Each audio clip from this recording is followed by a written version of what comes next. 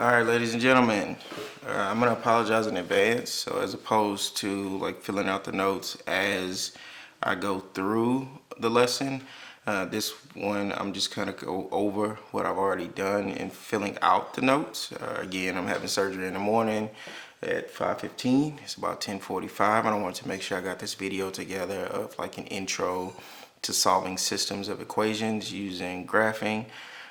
As well as inequalities using graphing, and just make sure I got it to you all before tomorrow when I'll be out for a couple days with my surgery. Thank you all for being understanding, and also appreciate all of the parents that stopped by today. Remember, as I said in class, don't forget to hit the like button, subscribe, and turn on notifications. This is going on YouTube. I'm not making any money on it right now, but that doesn't mean that I may not want to in the future. So getting into graphing systems of equations, I want to also point out I'm using my wife's fancy bedazzled pen to point out what I'm doing. Shout out to Reflections of a Bookaholic, my wife. If you read or you plan, she does videos somewhere on the internet. Maybe I'll put it in the comment section. So there are three situations in which two lines can interact as a graph. So we'll kind of start off over here where you see the first one. So independent is where you have two lines that intersect at essentially only one point. They only have one solution. So they have different slopes, and they may have the same y-intercept because they could potentially connect at the y-intercept or like intersect at the y-intercept. Or in this case, they have different y-intercepts because one of them has a positive slope and one of them has a negative slope. So in this case, if you only have one solution, meaning they intersect, and when they intersect, it's going to create an x and a y value. So it's going to create an x and a y value whenever it intersects, which that'll be the solution to your inequality, is that x and y value that it creates. I need to grab another pen because this one has failed me.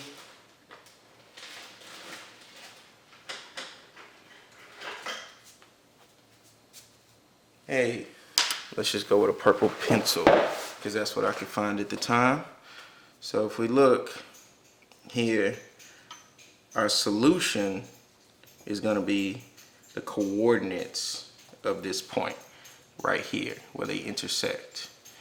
The second kind that we have is dependent. So if you hear the clanging in the background, that's my dog wanting to make a cameo in the video. He's incredibly inconsiderate. So you'll hear his tags doing their thing. So on this one, the slopes are the same and the y-intercepts are the same, and you'll really only ever see one line because they're completely like dependent upon one another. And so you would have infinite solutions because it's essentially like having one line laying on top of another. And then the last type of relationship is inconsistent. And inconsistent would essentially be like parallel lines. So they have the same slope and different y-intercepts, but they never actually touch each other. And this would be where you have no solution. So kind of recap, you got independent where they two intersect, and they intersect at one point. Dependent where they have an infinite number of solutions and have the same slope and the same y-intercept. Independent, they have different slopes and they may have the same y-intercept. And if they have the same y-intercept, it's because they actually intersect likely at the y-intercept. And then inconsistent where the lines actually never touch, they're parallel. So they have the same slope but different y-intercepts. So before we jump into like actually graphing, or we jump into like solving systems of equations, we just want to kind of practice whether or not, finding out whether or not the relationship is either independent, dependent, or inconsistent. So if we scroll down a little bit to example 1, you all will see that it's actually asking us to determine whether or not the system of equations is either independent, dependent, or inconsistent. So they gave us two equations here. The best way to be able to pull out the y-intercept and the the y-intercept and the slope, in my opinion, would be to convert your equation to slope-intercept form. If you remember, slope-intercept form is y equals mx plus b, where m is your slope and b is your y-intercept. We practiced that a lot over the last few days. and we're just going to be practicing it more moving forward. So here they took the first equation and then you convert it to slope-intercept form. I subtracted the 3x from both sides. And again, the reason why I put the minus 3x on the right side, I tell you all this all the time, as opposed to underneath the 5, it's off by itself because these are not like terms. You don't want to get in the habit of putting it underneath the 5 because I've seen people and students make mistakes where they try and combine the negative 3x and the 5, so we leave them separate. And then I put the minus 3x in the front because again we wanted to make it look like y equals mx plus b or slope-intercept form. So here now I know that my slope is a negative 3 on the first line, this one right here, and my y-intercept is a 5. So then we have to take the second equation and do the same thing, put it in slope-intercept form. So the first thing I did was subtract my 15x from both sides. This one is going to cancel, just like this one canceled. And then I subtract my 15x from this side. The subtract 15x, I put it away from the 2 because again it's two different terms. And then I bring down my 5y.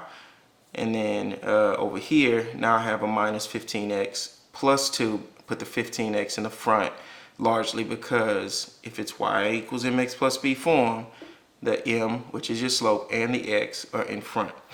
Then I get rid of my 5, not a 3, which is what I put here. Get rid of my 5 by dividing both sides by 5. Oftentimes I think about the solution before I actually do the work, and that's where I got the 3 from. So if you divide on this side, negative 15 divided by 5 gets you a negative 3. And then 2 divided by 5 is just 2 over 5. So here we know that both of these two have the same slope, but they have different y-intercepts. So if they have the same slope and different y-intercepts, if we go back up to the top, that would signal an inconsistent relationship. So they're two parallel lines. So they'll never actually touch. So there actually isn't very much of a relationship between them. They'll never actually touch. So then let's look at the next set. So they gave us y equals 2x plus 3. That one's already in slope-intercept form. So I know that my m, which is my slope, is 2, and my b is 3. And on the other one, we got to get it into slope-intercept form. The process for going from standard form to slope-intercept form is going to be the same just about every time. So you're going to either add or subtract your first term, which is your x term. Again, I didn't put it underneath the 6 because they're not the same. These two 4x's cancel. I bring down the 2y. And on the right side now I have 4x plus 6. Got to get rid of the 2. There's an understood 2 times y, so there's like a multiplication symbol in between the 2 and y. To undo the multiplication, I divide by 2. So 4x plus 6 divided by 2 on this side as well. 4 divided by 2 is 2. 6 divided by 2 is 3. And if I look at these two, they have the same slope and the same y-intercept. So if we scroll up to our relationships, same slope, same y-intercept, they're dependent on one another. It's the same line. Okay, so let's look at another way to look at this. So here it says one way to solve a system of equation is by graphing both lines, then find the point where they intersect. So here we just have a little bit of practice with graphing lines. Started off by converting this line into slope-intercept form. Again, the process is the same. I'm going to move the x and then divide or multiply, if this was a fraction, by the number in front of my y. So I subtracted 2x from both sides. The 2x is over here, not underneath the 9 because they're different terms. Bring down the 3y. So I've got a negative 2x plus 9 over here. Got to get rid of this 3, and remember it's understood to be 3 times y in the front. So if I divide by 3 on both sides, I end up with y equals negative 2 over 3x plus 3. So my slope, which is my m, is a negative 2 over 3, and then my b is 3. And can you bring me a pen that actually writes, please? So here, if I go down, I'm going to start off at b, which is my y-intercept of 3, and I go down 1, 2, 3. Well, actually, I'm sorry, I go down 2, and then to the right 1, 2, 3, and then from that point I can go down 2 and to the right 3, get you a straight edge, and you can graph your line.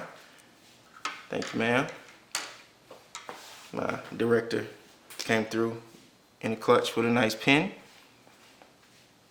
because the bedazzled pen was just fancy, but it didn't write. So let's look at the next one. Again, we're converting from standard form to slope-intercept form. So I added 3x to both sides because I'm trying to get rid of this minus 3x. The opposite of a minus or negative 3x will be addition. I put it away from the 10 because we don't want to combine these two terms. So I've got 5y because I bring down the 5y is equal to 3x plus 10. I put the 3x in the front because, again, I want it to look like y equals mx plus b, where my m is my slope and my b is my y-intercept.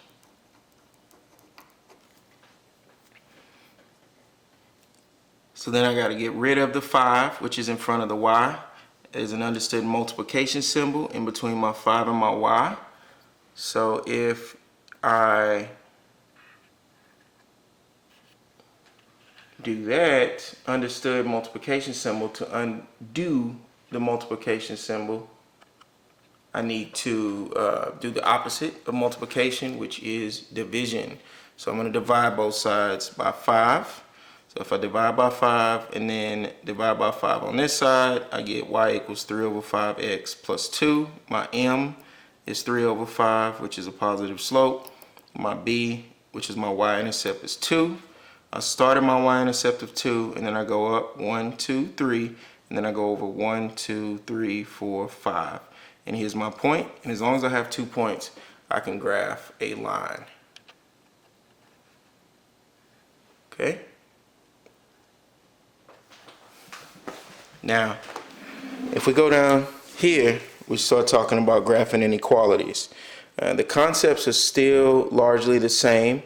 The only difference here is that our line may not necessarily be a solid line. It has a potential to be a dotted line if it is an inequality, or it could be a solid line, and we'll get more into that here in a minute. So give me just a second.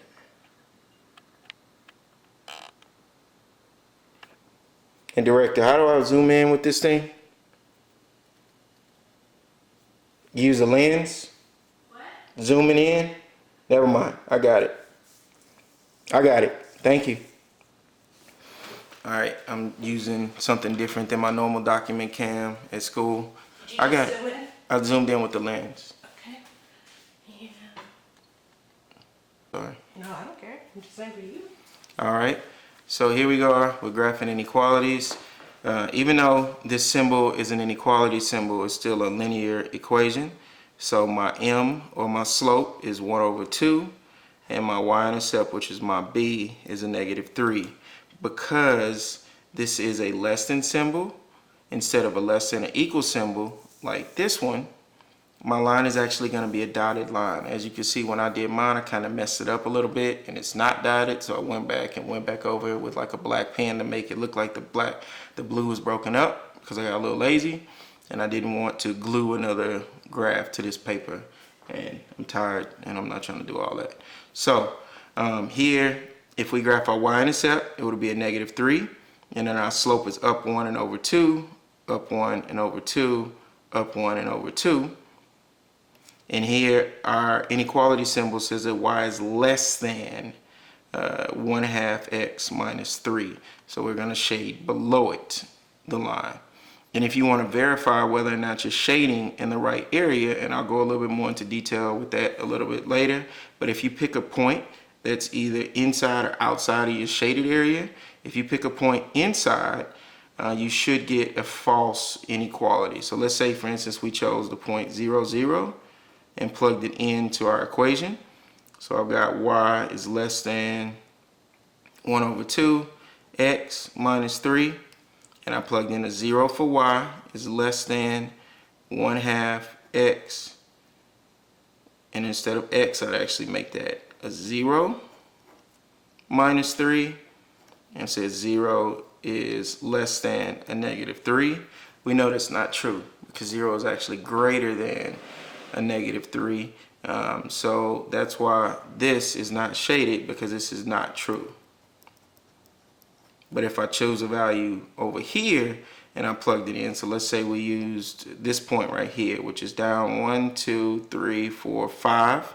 So I'm using the point 5, comma, actually 0, comma 5. Again, I apologize, we're kind of rushing a bit.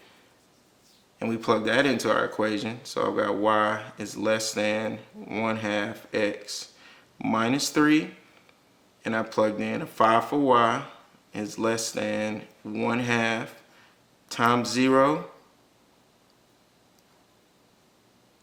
minus 3. So it should actually be a -5. So -5 because I went down 5. If I evaluate this, 1/2 times 0 is 0 minus 3. -5 is less than -3. So since this is true, that just kind of verifies that we shaded in the right area, because I used this point and then I plugged it into our inequality. So let's look at B, which is another example. So here they didn't give it to us in slope-intercept form, so we got to get rid of that -2. Again, the understood operation going on between the -2 and the y is multiplication. You undo that multiplication with division. So I divide by -2, and whatever you do on one side with algebra, you got to do on the other. So I'm going to divide this other side by -2. But here you got to be careful. Whenever you multiply or divide by a negative number and you're dealing with an inequality, you have to flip the inequality symbol. So if you look over here, I kind of scratched out when I was doing my notes last night because I even messed up. Been doing this for the better part of probably 15, 20 years, and I'm still making mistakes, but we learn from those. So if you multiply, divide by a negative, you flip your inequality sign. So the y is the only thing that's left. And then -4 divided by -2 is a +2. +6 divided by -2 is a -6.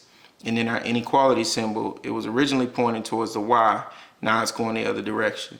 Since we have the equal sign, that means that we're going to have a solid line right here, not dotted like we did on the last one. So if you look at the symbol, if it doesn't have the equal sign, you're gonna have a dotted line. But here, since we have an equal sign, we have a solid line. If we want to test, because it says y is greater than, we shade on top. If we want to test that we pick the right values, usually picking the origin is pretty good because it causes a bunch of the values to just cancel out. So I'm going to test it using 0, 0, which falls inside my shaded region, and it should be true if we did this right. So I've got a -2 times 0 is less than a -4 times 0, which was my x value, plus 6. Any number times 0 is 0. 0 is less than -4 times 0, which is 0, plus 6 is 6. 6 is definitely greater than 0. Remember, the alligator eats the bigger side. So here we know that this is true and that we shaded on the right side. Now, if we go into example 4, we're actually going to start solving systems of equations using graphing.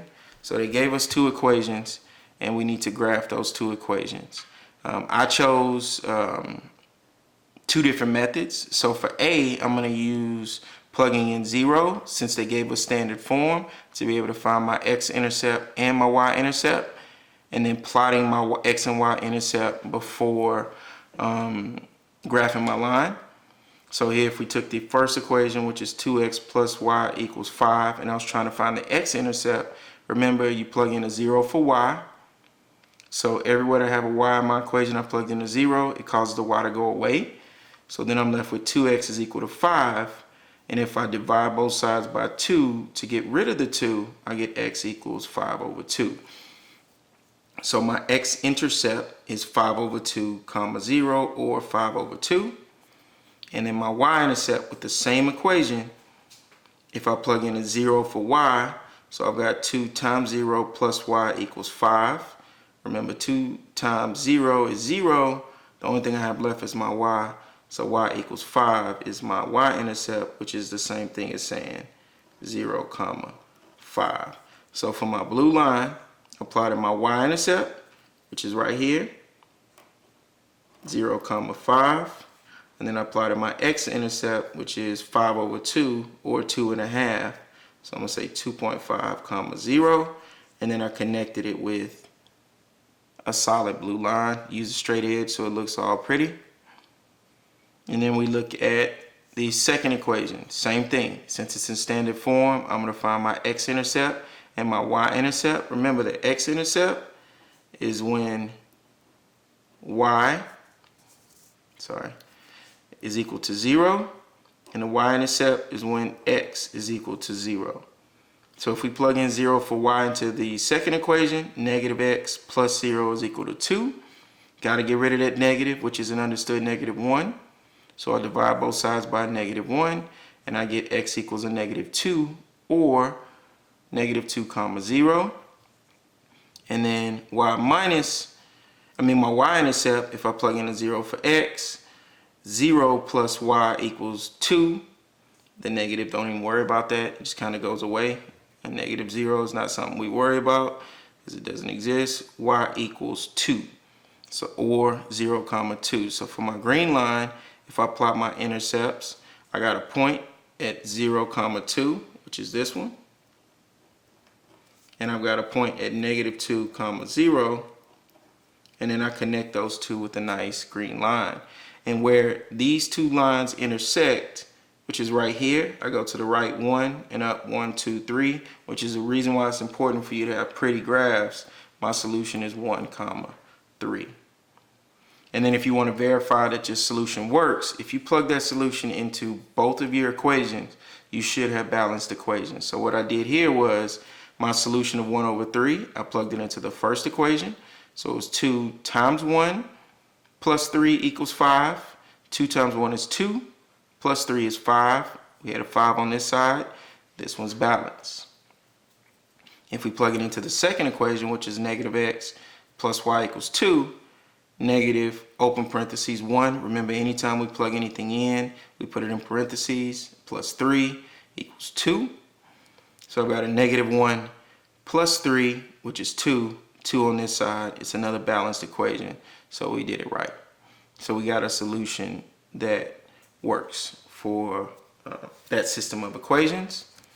Here, we're going to practice in B by changing these equations into slope-intercept form. As you can see, I had to glue something else, like another graph, to this one last night because I made mistakes. That's why I write in pencil and not pen. I should have taken my own advice. So this one I graphed by converting to slope-intercept form from standard form. So if I took my first equation and then I put it into y equals mx plus b form to graph it, did the same thing with my second one. I got to move the x, subtract x from both sides, didn't put it under the 2 because they're different terms, bring down my 3y,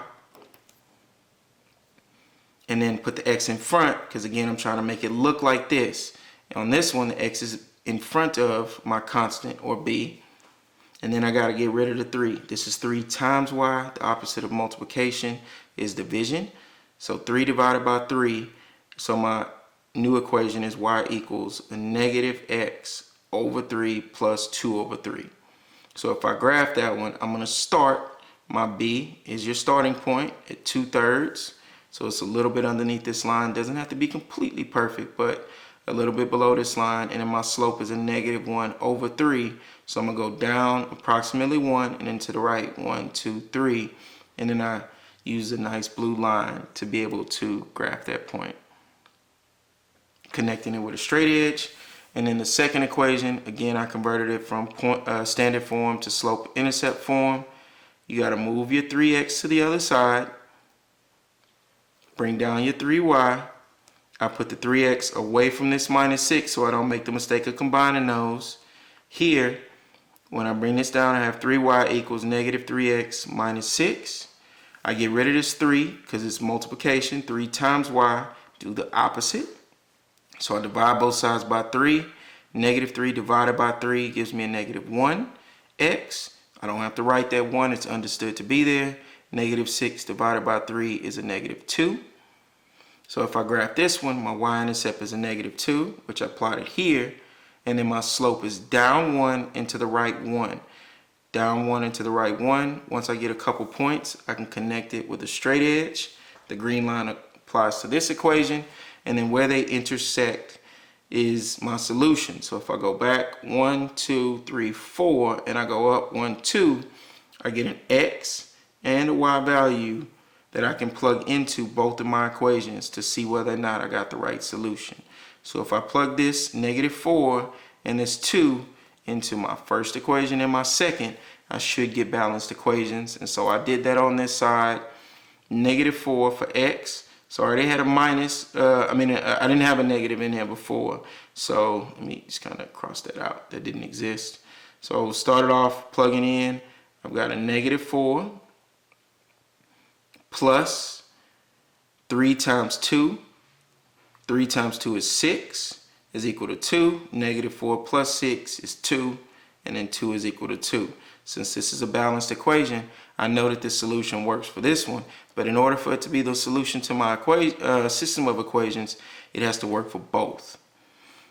So I plug those same points in to my second equation, which is the 3x plus 3y equals negative 6.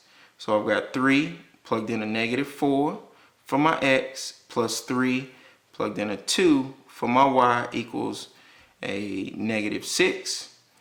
3 times a negative 4 is a negative 12. Plus 3 times 2, which is 6. Negative 12 plus 6 is a negative 6. Again, balanced equations, so I know I got the solution to my system of equations.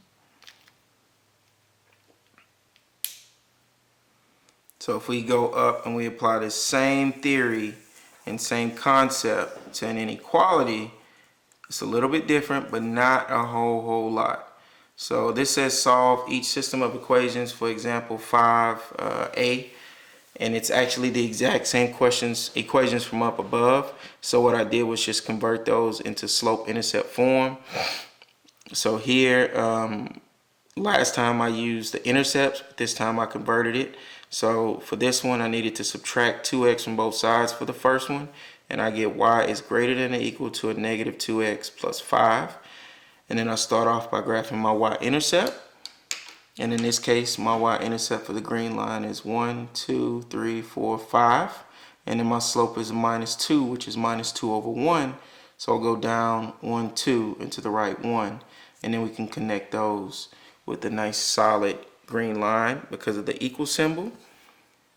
And then if I look at the second one and I'm trying to get it into slope-intercept form, I got to move that x to the other side. So I added x to both sides. Remember, keep the 2 and the x away from each other. They're not the same term. So my new equation is y is less than x plus 2. My y-intercept is 2, and my slope is 1. So I start off at y equals 2, and then my slope is up 1 and over 1, and I'll put a dot. Up 1 and over 1, I'll put a dot. Since I don't have an equal sign here, it's a dashed line. I didn't do any division by a negative or multiplication by a negative, so I didn't have to flip my inequality symbols. But if I would have done that, I would have had to. So my line is dotted. Going back to the first one, it says y is greater than or equal to a negative 2x plus 5. So we're going to shade above the line, and that's why I shaded this one in green. For this one, it says y is less than x plus 2. So we're going to shade below our dotted line, and my solution is actually where they overlap. So this kind of dark bluish green area right here is a solution to both. And if I want to verify whether or not it's a solution, I need to plug whatever solution I get from these points. So like the coordinates, I use 5 and 2. You can use any that fall in this area, but be careful. You don't want to pick one that's on the dotted line. One on the solid line is just fine, but not one on the dotted line. So I took 5 and 2 and I plugged it into my equations. 2 times 5, which was my x value, plus 2. Let me just label that as an x and a y so you know what's what.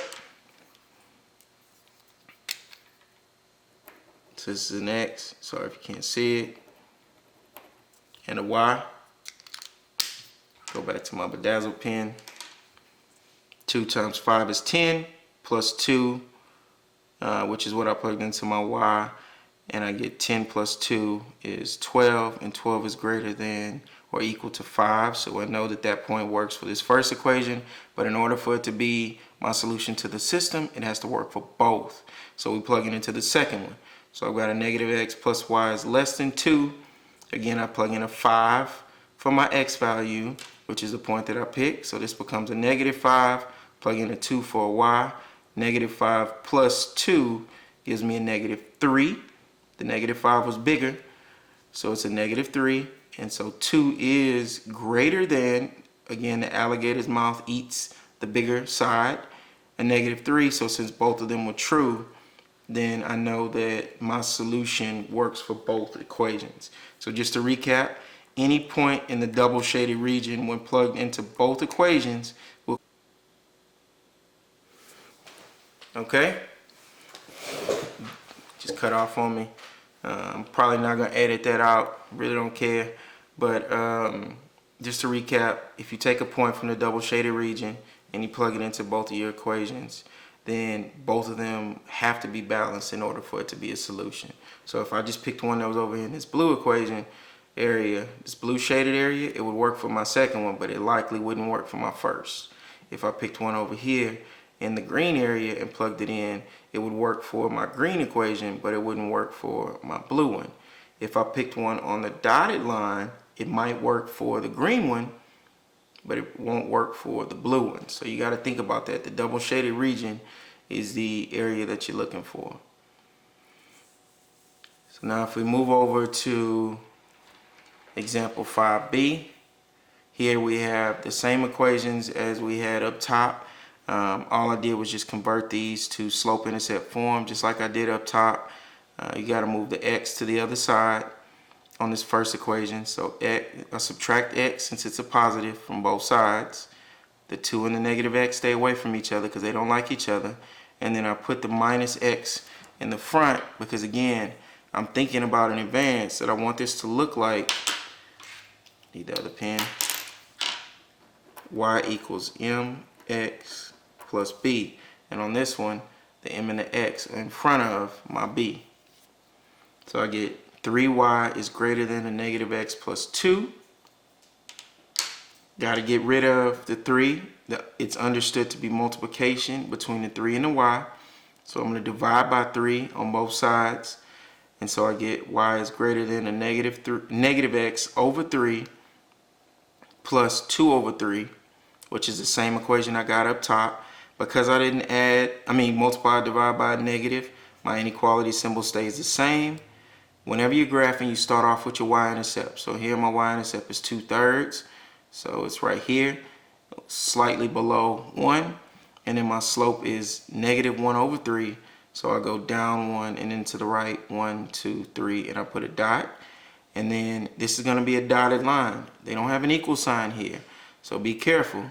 With this green one, it's a dotted line. And then it says y is greater than this line, so I'm going to shade above it.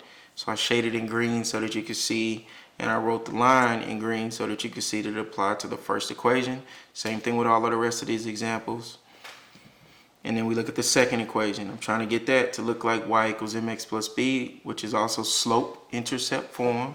Just a reminder, it's called slope-intercept form because of the m, which is your slope, and the b, which is your y-intercept. So your m, which is your slope, and then the b, which is the y-intercept.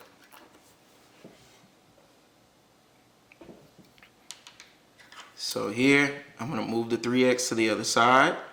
I keep this negative 6 and the 3x away from each other because of x. These two are not the same type of term. So then I also put it in the front because, again, I'm trying to get it to look like y equals mx plus b. And over here, my m, which is my slope, is in front of my x, and both of them are in front of my b. So I've got 3y is less than or equal to negative x minus 6. Divide both sides by 3 because it's understood to be 3 times y here. And I get y is less than or equal to a negative x minus 2. since I'm dividing both sides. Negative 3 divided by negative 3 divided by 3 is a negative 1. I don't have to write that 1. And then a negative 6 divided by 3 is a negative 2. So this one, my y-intercept, my b, is 2, negative 2. So I would start off at negative 2 from the origin, and then my slope is down 1 and to the right 1. So from here I go down 1 to the right 1, down 1 to the right 1, down 1, and then to the right 1.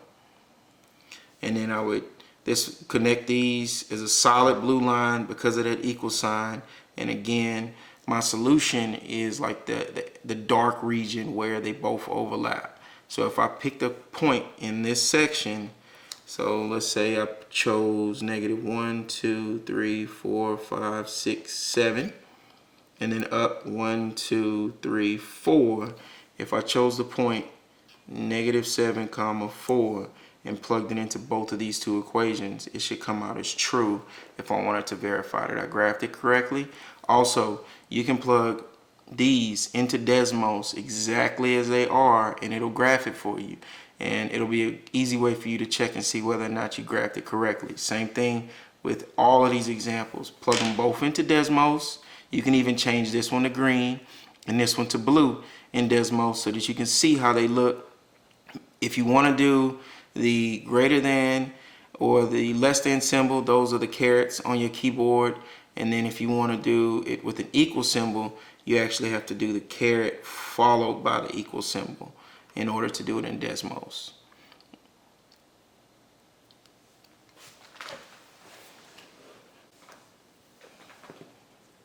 So while running upstairs, I got the beautiful idea of going and showing you all what this looks like in Desmos. Desmos is not paying me to do this, but I do feel like they are an amazing tool for students.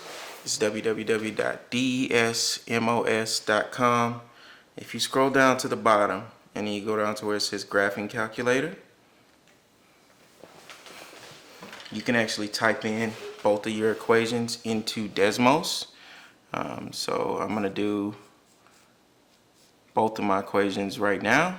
So the first one was 2x plus y is greater than or equal to.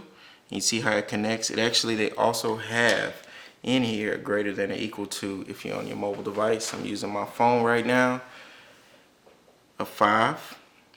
And as you can see, it's shaded it for me. And my line is solid. Let's add the second one.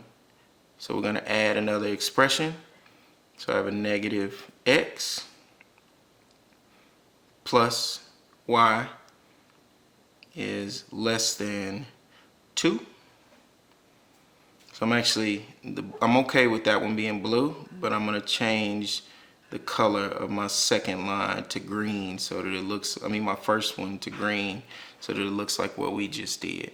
So if you look, it actually graphed it for us and it looks very similar to what we did. And all I did was type in standard form the equations that I did to verify whether or not I chose the right, whether I converted it to slope intercept form and graphed it properly and I shaded it properly. And then the other beautiful thing about Desmos is that you can tap on a point. So I'm going to go find the point that we used, which was 5/2. So I'm just going to graph it, expression, and I'm going to graph 5, 2. And then close parentheses, and you see how it falls in that double shaded region. That was the point that we chose to graph, and since it falls in that double shaded region, I know that I did this right. Now if we look at the second example, we can also do the same thing. If we plug in our equation, so I'm going to erase all of this stuff. I'm just going to type in my equation exactly as it is on the paper in standard form. So I've got x plus 3y is greater than 2. So here's my first equation. I'm going to change this color to green because I know that on my paper it was already green and it already looks similar to what I've already done. And then I'm going to add another expression where I'm going to add in my second line, which was 3x plus 3y is less than or equal to a -6. And I'm going to change that one, if I go to the gear, to blue. I don't like that black. And as you can see, the double shaded region up here is where my solution is going to be. So any point up here in that double shaded region is going to be my solution. So we chose the point -7, 4.